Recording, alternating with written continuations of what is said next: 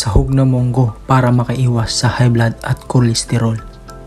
Maggisa lang ng bawang, sibuyas, kamatis.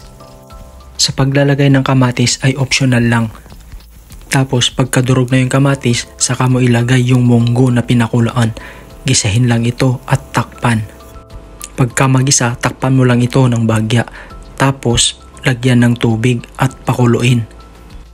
Pagka kumukulo na ay ilagay yung gulay. Lagay yung ampalaya, tsaka talong. Yung talong pala ay optional lang din.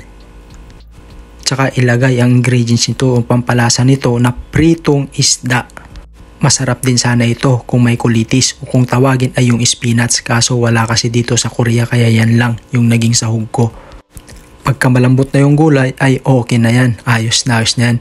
Huwag mo na din lagyan pala ng chicharon para maging healthy. Sa isda ka na kumuha ng protein mo.